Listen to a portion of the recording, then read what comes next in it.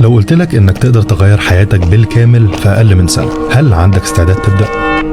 السنة دي ركز على 3 حاجات بسيطة أنا بسميهم التريانجل ميثود: الروح والعقل والجسد، وكل جزء فيها بيكمل التاني. أول حاجة روحك. علاقتنا بربنا هي الأساس. الصلاة، قراءة القرآن بتدبر، وفهم رسائل ربنا لينا. معاه هتلاقي السكينة والتيسير والقوة إنك تواجه شهواتك وأهواء الدنيا، ومن غيره هتفضل تايه مهما حاولت. وده قانون واضح وصريح ربنا قال لنا عليه: ومن يتق الله يجعل له مخرجا ويرزقه من حيث لا يحتسب. والحاجة التانية هي جسمك زي العربية، لو اهتميت بيه وغذيته صح هيوصلك لأهدافك. فالرياضة مش رفاهية، دي أساس، وصدقني حياتك كلها بتتعدل لما تهتم بجسمك. والحاجة التالتة هي عقلك محتاج غذاء يومي زي جسمك بالظبط. اقرأ، اتعلم حاجة جديدة. التنمية العقلية هتفتح لك أبواب ما كنتش تتخيلها. باختصار، كل يوم التزم بعادة بسيطة لكل جانب من دول، وما تبصش على النتيجة دلوقتي، ركز على إنك تكسب اليوم وبس. وصدقني لو كسبت يومك هتكسب حياتك. وافتكر دايما إن الله لا يغير ما بقوم حتى يغيروا ما بأنفسهم. دي رسالة ربنا لينا، والبداية في إيدك دلوقتي. قرر تغير حياتك وابدأ النهاردة.